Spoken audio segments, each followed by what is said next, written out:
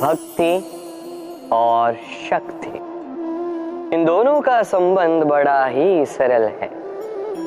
मनुष्य भक्ति करता है ताकि उसे शक्ति मिल सके, और शक्ति मिलने के पश्चात भक्ति भूल ही जाता है, शक्ति की आसक्ति में खो जाता है, और वहीं से उसका विनाश आरंभ होता है।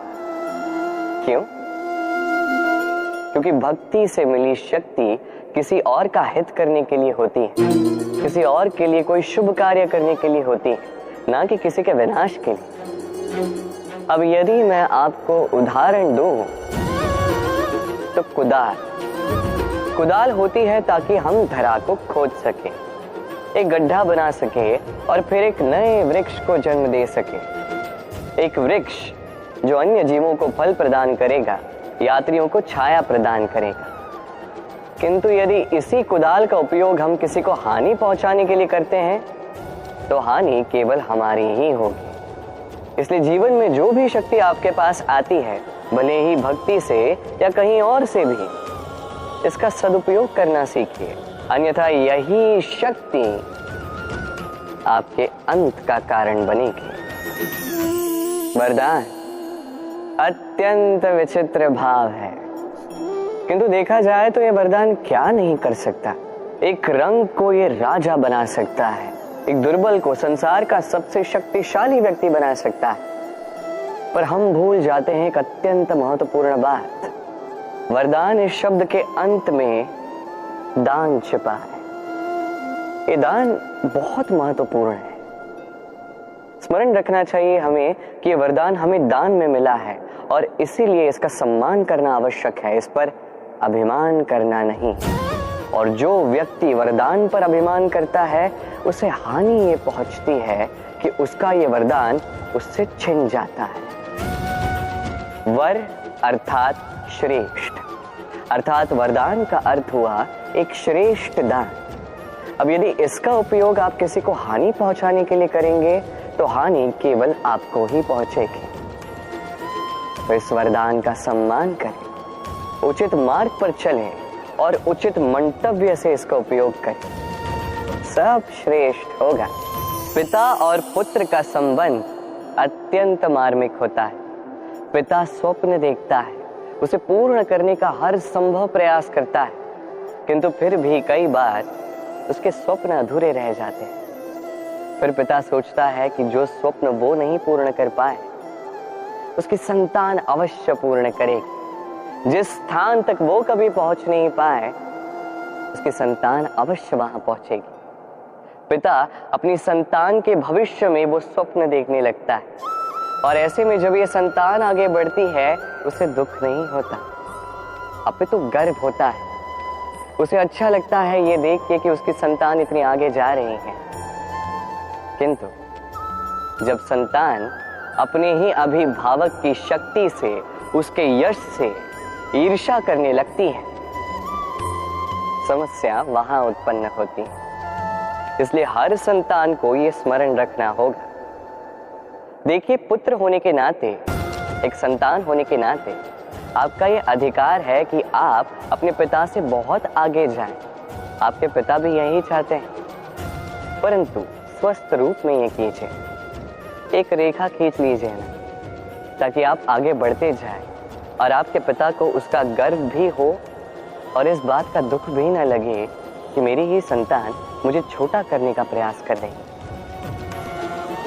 इतिहास साक्षी, जिस व्यक्ति ने किसी और को छोटा करने का प्रयास किया वही व्यक्ति छोटा रहा।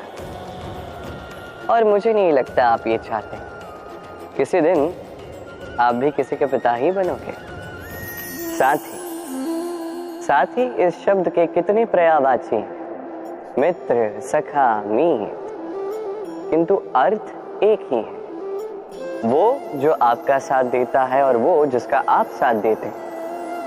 अब सबसे बड़ा प्रश्न ये उठता है कि कौन है वो जिसे आपको अपना साथी मान लेना चाहिए, अपना सखा, अपना मित्र, अपना मीत मान लेना चाहिए। आपका साथी वो जो दुख में आपके साथ खड़ा रहता है, आपका हाथ थामता है। आपका साथी वो जिसका हाथ आप अपने सुख में थामते हैं।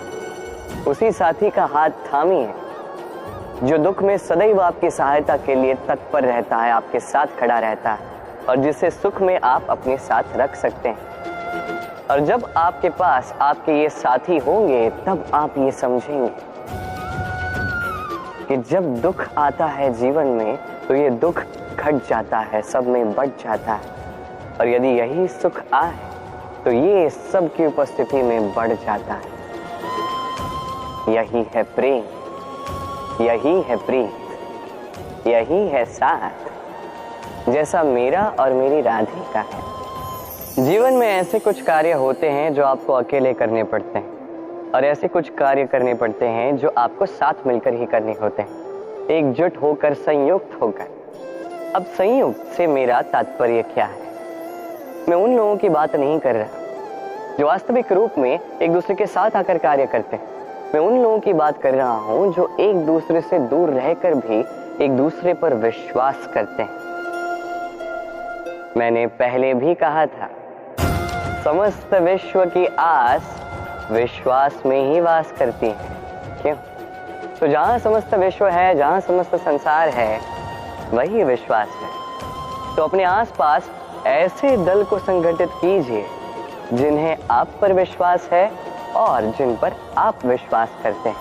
हम जिस व्यक्ति को चाहते हैं, जिसे प्रेम करते हैं, उसे एक भेंट अवश्य देना चाहते हैं।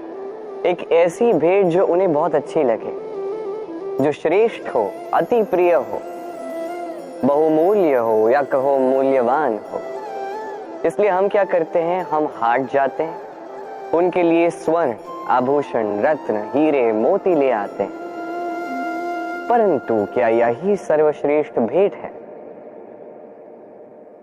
कदापि नहीं। सर्वश्रेष्ठ भेंट है स्वतंत्रता, उसे अपने मन के अनुसार जीने की स्वतंत्रता।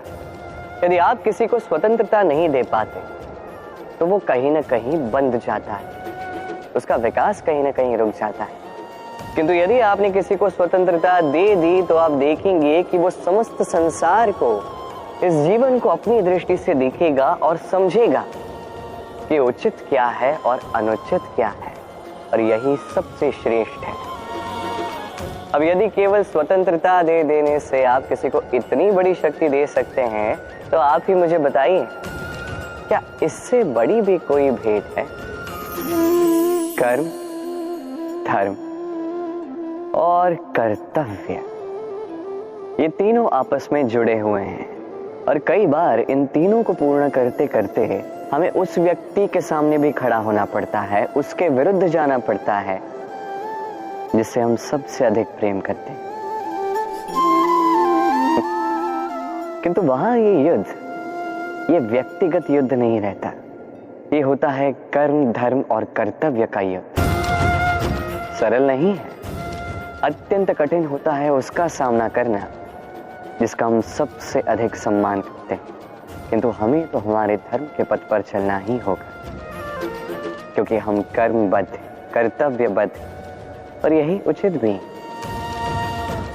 बस इतना स्मरण रखिएगा, यदि आपका मंतव्य शुभ है, आपकी सोच शुभ है, आप कर्म, धर्म और कर्तव्य के पथ पर अग्रसर हैं, तो इस प्रक्रिया में यदि आप अपने आराध्य के समक्ष भी क्यों न खड़े हो जाओ, आपको कोई हानि नहीं पहुंचेगी। मनुष्य बड़ा ही विचित्र प्राणी है, योजनाएं बनाता है, षड्यंत्र करता है, प्रयास करता है, किसी को पराजित करने का प्रयास करता है, सर्प को रस्सी समझकर हाथ में थामने का प्रयास करता है। किंतु एक बात समझ ही नहीं पाता, समय का ये सर्प ये हाथ में थमता ही नहीं, और जो किया है वो पुनः लौट के आएगा आप ही के समक्ष। देखिए, इससे कोई अंतर नहीं पड़ता कि आप कुम्हार के पुत्र हो या कृष्ण के पुत्र हो। यदि आप अनुचित कर्म करोगे तो आपके साथ भी अनुचित ही होगा, अशुभ कर्म करोगे आपके साथ अशुभ ही होगा। कुरुवंश अत्यंत महान वंश था। कुरुवंश क्या हुआ उसके साथ? पूरा का पूरा वंश बह गया, कारण उनका मंतव्य अशुभ था। वहीं 5 वनवासी पांडव महाभारत जीत गए। कारण उनका मंतव्य शुभ था। स्मरण रखिएगा, शुभ की अग्नि जलाओगे शुभ का ही तप पाओगे, अशुभ की अग्नि जलाओगे नरक में ही जलोगे। तो आइए और मेरे साथ प्रेम से कहिएगा, राधे राधे।